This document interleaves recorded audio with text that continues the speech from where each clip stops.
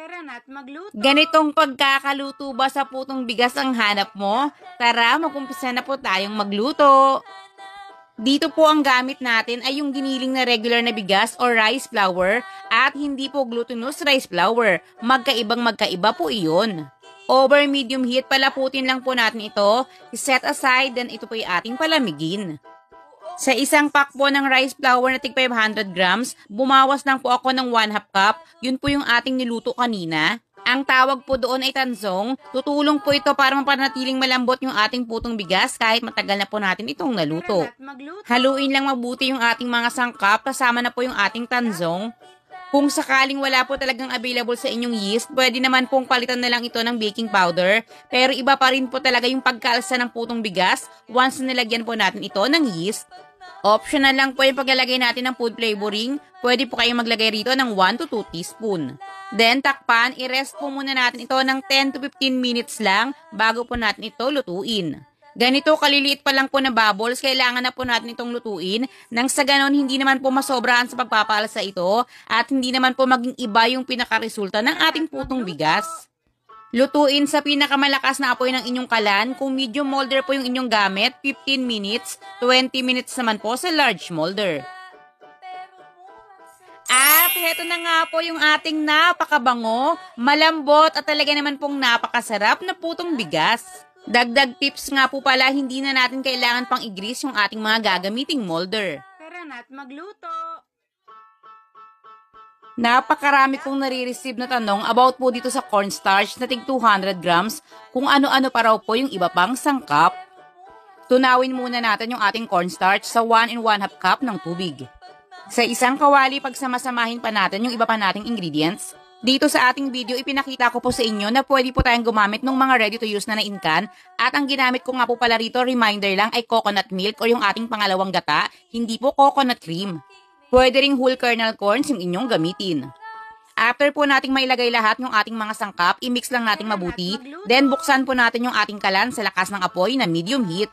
Inurasan ko po ito para sa inyong karagdagang idea. Mula po nung isnalang natin ito sa ating kalan, naka 10 minutes po tayo. Then nagsimula po itong kumulo, ilalagay na po natin yung ating cornstarch mixture.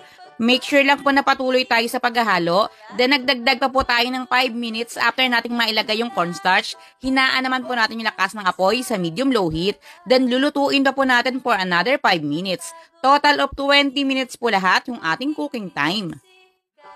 Ito pong ating recipe ngayon ay kasyang-kasya sa 14 inches na bilao. I-flatten po agad natin yung pinakaibabaw habang ito ay mainit pa dahil madali po itong mamuo. Palamigin bago maglagay ng grated cheese or ng latex sa pinakaibabaw. At heto na nga po yung ating napaka-creamy, napakasarap na talaga naman pong isa sa aking mga bestseller, ang ating Maja Blanca. Sino-sino na po sa inyo ang nakasubok nitong ating recipe? Tara na't magluto. Malagkit na bigas, hugasang mabuti, then lagyan po natin ng lye water o lihiya. Lagyan ng tubig at ibabad po natin ng at least 6 hours. After nyan, i-drain, hindi na po natin huhugasan pa uli. Nilinisan at dinarang na rin po natin sa apoy itong ating dahon ng saging. Depende na po sa inyo yung magiging laki. Sa akin po, 1/2 cup po yung bigas na aking ilalagay. Talian lang po natin ito na magmumukha pong magkayakap yung ating dalawang suman. Sa regular na kaldero, after kumulo, hinaan na lang po yung lakas ng apoy sa low heat, then lutuin po ito ng 3 to 4 hours. Kapag pressure cooker naman po, after kumulo, 45 minutes na lang. Para naman po sa ating sauce, magpakulo lang po tayo ng ating coconut cream or ng ating kakanggata. Then once na ito po ay kumukulo na, maglagay na po tayo rito ng asukal. Dito po ang gamit ko ay binao dahil available naman po, pero regular na brown sugar lang po, pwede nyo pong gamitin.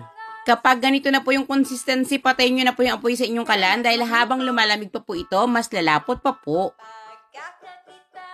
At heto na nga po yung ating suman sa lihiya na talaga naman pong napakasarap. May tamang-tamang tamis, makunat-kunat at pwedeng-pwede nyo pong pagkakitaan.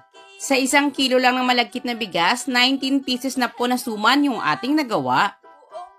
Tara na't magluto. Yung ganitong luto naman po sa kasava ang ating subukan. Promise, napakadali lang po nitong gawin.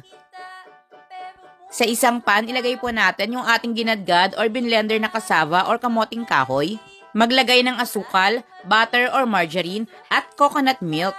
Kung sakaling ginadgad na cassava yung inyong gamit, magdagdag po ng 1/2 cup ng coconut milk. Isa lang sa kalan over medium heat, then optional lang po pwede tayong magpatak rito ng kaunting food coloring. Lutuin hanggang sa tuluyang mag-firm, sa akin po inabot lang ako ng 20 minutes. Then, maghanda po kayo ng medyo malapad-lapad na pan dahil doon po natin ipaplatan ito pong ating nilutong cassava. Kung sakaling available po sa inyo ang dahon ng saging, pwedeng lagyan muna yung pinakaibabaw ng pan. Kung sakaling wala, pwede naman po yung wax paper katulad ng gamit ko or pwede naman po yung mga plastic na pwede pong magamit sa pagkain. Hiwain sa gustong laki, then once ito ay medyo malamig na, gadgaran po ng keso bago po natin irolyo. At heto na nga po yung napakadali lang gawin pero napakasarap, yung ating cheesy cassava roll. May option na rin po kayo, dito pwede kayo magpalaman ng ube halaya, pwede rin po yung mga minatamis na munggo. Sa lasa, hindi po uli ako ipapahiya sa inyo dahil kahit napakasimple lang po ng ating mga sangkap, ito po ay napakasarap.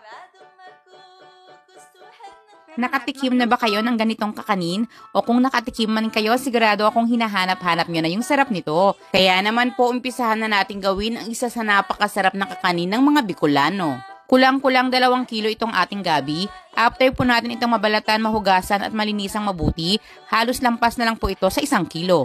Hiwain sa laki na gusto natin, then hatiin po natin ito sa pinakagitna. Kayurin po natin ito gamit lang ang kutsara, itira lang po natin yung pinakagilid at pinakailalim. Yung nakayod po nating gabi, haluan naman po natin ng 1/2 cup ng asukal at isang buong kinayod na buko. I-mix mabuti, then haluan natin ito ng nasa 1/4 to 1/3 cup lang po ng kakanggata para medyo mamasa lang po itong ating mixture. Then ilagay po ulit natin ito sa pinakagitna or ipalaman po natin doon po sa nakayod nating gabi. Maglagay lang po tayo ng dahon ng pandan sa pinakailalim ng ating pan bago naman natin isasalansan yung ating mga gabi. Yung pandan po bukod sa dagdag na aroma, tutulong rin po ito para maiwasang masunog yung ating pong nilulutong gabi. Hinaluan naman po natin ito ngayon ng 3 cups ng coconut cream, 1 cup ng tubig at 1 cup rin po ng asukal. Niluto ko po ito over medium heat ng 40 minutes. Every 10 minutes po binabalik-baliktad ko ito. Then to check kung luto na po ito, gumamit lang po tayo ng tinidor. Dapat po matusok na natin hanggang sa pinakailalim.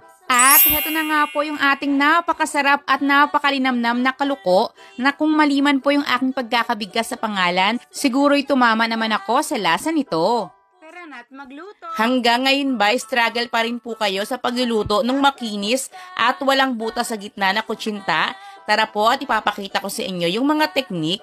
Sa isang mixing bowl, paghalu-haluin lang po natin yung ating mga sangkap. Kung sakali pong hindi available sa inyo yung cassava flour, pwede po kayo ritong gumamit ng cassava starch or ng tapioca starch. Hindi na tayo gagamit pa rito ng kahit anong pampakulay, pero still nakadepende pa rin po ito sa inyo. Golden brown sugar lang po yung gagamitin natin na magbibigay kulay na po sa ating kutsinta. At sa mga hindi pa po nakakaalam, ito po yung lihiya or tinatawag na lye water. Available po ito sa palengke at sa supermarket. Tutulong po ito para magbigay ng makunat-kunat na texture sa atin pong kutsinta. After ma-mix mabuti sa lain, then tanggalin pa po natin yung mga naiwang bula sa pinakaibabaw. Reminder lang po, dapat bago po kayo maglagay ng inyong mixture sa inyo pong mga molder, kumukulo na po yung tubig sa ating steamer dahil titining po ito sa pinakailalim.